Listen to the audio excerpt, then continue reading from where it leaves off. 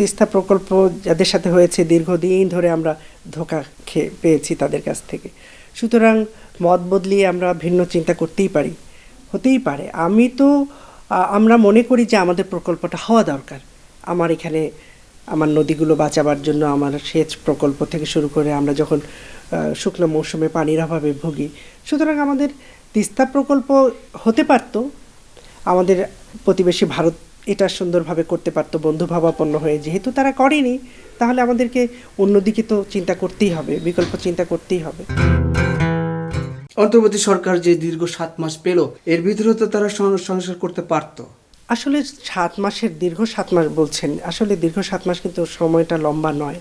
দেখুন, যেভাবে 15 বছর একটি সরকার ছিল, ভোটারবিহীন একটি সরকার ছিল, ফেসিস্ট কায়দায় তারা সমস্ত জায়গাগুলোতে জবরদখল এবং লুটপাটেই ব্যস্ত ছিল। ঠিক ওই ভঙ্গুর জায়গাটিকে ধরে একটু একটু করে অন্তর্বর্তীকালীন সরকার আগাচ্ছে। আমরা অনেক সমালোচনা করলেও এটাও খুব ভাবতে হবে যে তাদের সদিচ্ছার অভাব আমি দেখি না, কিন্তু একটা জিনিস আছে, তাদেরকে খুব কৌশলী হয়ে তারা কাজ করছে এটাও মনে হচ্ছে না। কিন্তু দেশবাসী ধৈর্য ধরছে এবং অন্তর্বর্তীকালীন নিজে সরকার বারবার বলছে যে তারা যথাসময়ে এবং তাদের কথা মতো তারা ডিসেম্বরে ভোট দিবে। তাহলে এমন বেশি সময় যায়নি। সেই কারণেই বলছিলাম যে নির্বাচন কমিশনকে সংস্কার করে, দ্রব্যমূল্য নিয়ন্ত্রণ করে এবং নিরাপত্তা আইনশৃঙ্খলা বাহিনীকে সংস্কার করেই কিন্তু আমরা একটা নির্বাচনের দিকে যেতে পারতাম। বাকি যে অনেকগুলো সংস্কার রয়েছে সেটা একটি চলমান প্রক্রিয়া, সেটা কিন্তু থাকতে পারতো। সেটা ভবিষ্যতে নির্বাচিত সরকারও করবে, কারণ তারা তো 5ই আগস্ট দেখেছে, তারা ফেসিস্ট সরকার দেখেছে, কিভাবে পতন হয় দেখেছে। সুতরাং নিশ্চয়ই তাদের যদি ওয়াদা থাকে যে আমরা নির্বাচিত হয়ে সরকার গঠন পরিচালনা করলেও আমরা এই সংস্কারগুলো করব, সেই হিসাবে সংস্কার, নির্বাচন এইগুলোকে পাশাপাশি নিয়ে কিন্তু সকলেই ভাবতে পারে। জাতীয় নির্বাচনের আগে স্থানীয় নির্বাচন চান কি? এটাও তো একটা সংস্কার। আমার কেন জানি মনে হয় আমরা এইভাবে বলতে পারি যে আসলে আমাদের দেশে হয় কি,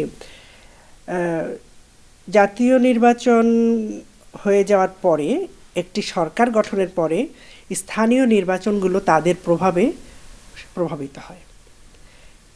এর কারণে অনেক সৎ মানুষ, অনেক যোগ্য মানুষকে আমরা খুঁজে পাই না। কারণ যার পেছনে রাজনৈতিক প্রভাব নেই, তাহলে সে নির্বাচিত হতে পারবে না বলেই সে আর ওই কাজটাতে এগিয়ে আসে না। এই একটি সময় ছিল যখন রাজনৈতিক প্রভাব দিয়ে সমাজের আমাদের অনেক শ্রেণী পেশার লোক আছে, মানুষজন আছে, যোগ্য মানুষরা আছেন, তারা হয়তো একটু এগিয়ে আসতেন। এটা আমার একান্ত ব্যক্তিগতভাবে ধারণা। আমরা হয়তো কিছু ভালো মানুষকে আমাদের শাসন ব্যবস্থায় পেতাম, সেটা স্থানীয় হোক, অসুবিধা তো কিছু নেই। আমরা তো ওই জায়গাটায় গিয়ে আবার কথায় পিছিয়ে আসে, যে সবাই যেটা চাইবে সেটা যদি কিছুটা ভালো হয় সেটার দিকেই আমরা যাব। স্থানীয় সরকার আগে হলে পরে আমাদের মনে হয় যে একটা নতুন বিষয় আমরা হাতে পেতাম, রাজনৈতিক দলগুলোর জন্যও সেটা সুবিধা হতো। সংখ্যানুপাতিক পদ্ধতিতে নির্বাচনের প্রত্যাশা করেন কি? আসলে আমরা এটা বলিনি। আমরা বলেছিলাম যে শ্রেণী পেশা এবং বিশেষ বিষয়ে বিশেষায়িত কিছু মানুষদেরকে আপার হাউসে দেখতে। হ্যাঁ, এখন সংবিধান সংস্কার কমিশন তারা বলছেন যে সংখ্যানুপাতিকটা কিন্তু আপনাকে শুধু কিছু সংখ্যা দিয়েই বাড়বে, আপনি কিন্তু সেখানে কোনো বিশেষায়িত কাউকে পাবেন না। ওই জায়গাটি আমি মনে করি যে এইটা খুব লাকসই হবে বলে আমার মনে হয় না। সেনাপ্রধানের বক্তব্যকে আপনি কিভাবে দেখছেন? সেনাপ্রধানের বক্তব্যকে আসলে অনেকভাবে দেখা যায়। একে তো একটি দুঃসময়ে উনি ছাত্র জনতার পক্ষে ছিলেন, দেশপ্রেমিক সেনাবাহিনীর কর্ণধার হয়ে উনি এসেছিলেন, কাজ করেছেন, পাশে থেকেছেন। একটি অন্তর্বর্তীকালীন সরকার গঠন প্রক্রিয়া থেকে শুরু করে অনেকগুলো বিষয়ে উনি যথাযথভাবে ভূমিকা পালন করেছেন। এটাও তো সত্যি, আমরা রাজনৈতিক মাঠে যে অযথা কোলাহলটা করছি তার সুযোগ তো কেউ নেবে, আমরা সেই সুযোগটা দিচ্ছি কেন? তো উনি সেনাপ্রধান হয়ে ওনার জায়গা থেকে উনি কথা বলেছেন। অনেকে ওনার কথার মধ্যে অনেক উচ্চারণগত, ওনার কণ্ঠ, ওনার ভয়েস সব কিছু নিয়ে অনেক কথা বলছে। তবে আমি বলবো, অ্যাজ উনি তো আমাদের সেনাপ্রধান, উনি তো আপনার সাথে খুব অনুনয় বিনয় করে বলবে না, তাই না? আর আরেকটা বিষয় আছে, উনি কিন্তু অনেকে কে কী মনে করছে আমি সেটা মনে করছি না। আমি মনে করছি যে উনি দেশটাকে বাঁচাবার জন্যই, দেশটার শান্তি শৃঙ্খলা রক্ষার জন্য এবং দেশটা আমাদের দেশীয় বিষয় দ্বারা, দেশীয় কর্তা দ্বারা, কর্ম দ্বারাই পরিচালিত হোক, ওই বিষয়টি মনে করেই দিতে চেয়েছেন। বিষয় আমরা একটা ছোট ভূখণ্ড, আমাদের নানান ধরনের প্রতিবেশী সামলিয়ে কিন্তু আমাদেরকে অবস্থান করতে হয়। একটু করে উনি ওইটা বলেছেন, ওনার কথায় অনেকে অনেক কিছু খুঁজে পেয়েছেন, আমি সেই দিকে যাব না। উনি তো জনগণের পাশে ছিল, উনি তো অভ্যুত্থানের সাথেই ছাত্র জনতার পক্ষেই ছিল। সুতরাং একটি নির্বাচিত সরকার, উনি বলেছেন আমরা একটি নির্বাচিত সরকারের মধ্য দিয়ে রাষ্ট্র ক্ষমতা পরিচালিত হোক, এরপরে আমরা ছুটি করব। আমরা সহজ মনে এটাই ধরে নিতে চাই। আর রাজনৈতিক কোলাহলটা তো হচ্ছে না, হচ্ছে তো, চতুর্দিকে হচ্ছে। আমরা সেটা কেন করছি? আমরা কেন ধৈর্য ধরছি না? যখন ডক্টর ইউনূস সাহেব বলেছেন, মাননীয় প্রধান উপদেষ্টা বলেছেন যে ডিসেম্বর নাগাদ নির্বাচন অনুষ্ঠিত হবে, তখনও আমরা বলছি যে নির্বাচনটা ঘোষণা হচ্ছে না, নির্বাচন দেরি হচ্ছে, বা রোড ম্যাপ চাচ্ছি। উনি তো বলেছেন, ওই পর্যন্ত আমরা, অথবা তার 3 মাস আগে থেকে আমরা কোলাহলটা শুরু করি, তার আগে কেন করছি আমরা? যে অবস্থা হয়েছিল 7ই জানুয়ারির পরে, যদি ছাত্র জনতার এই অভ্যুত্থান না হতো তাহলে তো আমাদের 5 বছরই অপেক্ষা করতে হতো। তাহলে আমরা কেন একটু সময় দিচ্ছি না? পুলিশ থেকে শুরু করে সেনাবাহিনী, আমাদের প্রশাসনিক সব ধরনের কাঠামো, অবকাঠামো যা কিছু আছে, তাদেরও তো একটা রুটিন ওয়ার্কে ফেরত আসতে হবে। যে ধরনের একটা নৈরাজ্য হয়েছিল সেই সময়, ছাত্র জনতার অভ্যুত্থান, তার পরবর্তীতে নানান ধরনের ঘটনা অঘটনা সব মিলিয়ে, সেটাকে তো একটা জায়গায় নিয়ে আপনি একটা কাজে যাবেন। এত বড় একটা কাজ জাতীয় নির্বাচন, সেটা তো একটা ছেলে খেলা না। সুতরাং একটু সময় তো আমাদের লাগবে। ওই সময়টা দিয়ে যদি আমরা চিন্তা করি, তাহলে আমি মনে করি সেনাপ্রধান যথার্থই বলেছেন, তার কথার খুব ভুল ব্যাখ্যা নেওয়ার সুযোগ নেই। শেখ হাসিনাকে ফিরিয়ে আনতে অন্তর্বর্তী সরকারের চোখে পড়ার মতো কোনো উদ্যোগ দেখা যাচ্ছে না, এই বিষয়ে আপনি কি বলবেন? শেখ হাসিনাকে ফিরিয়ে আনার বিষয়টা এই মুহূর্তে না হোক, ফিরে তো আসতেই হবে তাকে। এতগুলো মামলা, বিশেষ করে যখন ইন্টারন্যাশনাল রিপোর্টটা হয়ে গেল, এরপরে এই মামলাগুলো তো মুখের কথা এবং হাওয়ায় উড়িয়ে দেওয়ার মতো নয়। এগুলোকে ফেস করতে তো ওনাকে দেশে আসতেই হবে। সেই জন্য অন্তর্বর্তীকালীন সরকার কতখানি ভূমিকা রাখছেন, আমার মনে হয় চেষ্টা করছেন। এগুলি তো এইভাবে এমনিতে হচ্ছে না।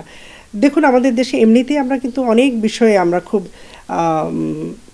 এটাকে ওয়ান স্টপ কি জানি একটা বলে, যে কাজে আমরা কিন্তু অভ্যস্ত না, আমরা কিন্তু একটু সময় নিয়েই কাজে অভ্যস্ত। সেই হিসাব করলে আমি মনে করি যেভাবে প্রসিডিউরটা আগাচ্ছে, তার বিরুদ্ধে মামলাগুলো হয়েছে যথাযথভাবেই হয়েছে, এবং গ্রেফতারি পরোয়ানা, তারপরে দেশে ফিরে আসা, এবং দেখুন এসে এমন একটি প্রতিবেশীর কাছে থাকছেন আপাতত, এটা নিয়ে আমাদের সরকারের সাথে অন্তর্বর্তীকালীন সরকার, পরবর্তী নির্বাচিত সরকার, সকলেরই একটা শক্ত বোঝাপড়ার ব্যাপার রয়েছে। সেই জায়গাটা কনফার্ম হয়েই হয়তো বিষয়টা শুরু হবে, এমন দেরি হয়নি আমি মনে করি।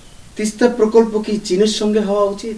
হতে পারে, কারণ আমরা তো তিস্তা প্রকল্প যাদের সাথে হয়েছে দীর্ঘদিন ধরে আমরা ধোঁকা পেয়েছি তাদের কাছ থেকে। সুতরাং মত বদলিয়ে আমরা ভিন্ন চিন্তা করতেই পারি, হতেই পারে। আমরা মনে করি যে আমাদের প্রকল্পটা হওয়া দরকার। আমার এখানে আমার নদীগুলো বাঁচাবার জন্য আমার সেচ প্রকল্প থেকে শুরু করে, আমরা যখন শুকনো মৌসুমে পানির অভাবে ভুগি, সুতরাং আমাদের তিস্তা প্রকল্প হতে পারত। আমাদের প্রতিবেশী ভারত এটা সুন্দরভাবে করতে পারতো বন্ধুভাবাপন্ন হয়ে। যেহেতু তারা করেনি, তাহলে আমাদেরকে অন্যদিকে তো চিন্তা করতেই হবে, বিকল্প চিন্তা করতেই হবে। সম্প্রতি আইন শৃঙ্খলা বাহিনীর যে চরম অবনতি, ডাকাতি, ছিনতাই, রাহাজারি বেড়ে গিয়েছে, এই দায়টা কি অন্তর্বর্তী সরকারের ঘাড়ে পড়ে না, বর্তায় না? তারা কি এটা এড়াতে পারে? তাদের ঘাড়ে পড়ে, তারা এটা এড়াতে পারে না। আপনি নানান কথা বলছেন, তাহলে আপনি আছেন তো এখানে, এই জায়গাটা তো খালি নয়। অন্তর্বর্তীকালে একটা ফেসিস্ট সরকার বিদায় হয়েছে, নতুন নির্বাচিত সরকার আসেনি, মাঝখানে রয়েছে অন্তর্বর্তীকালীন সরকার।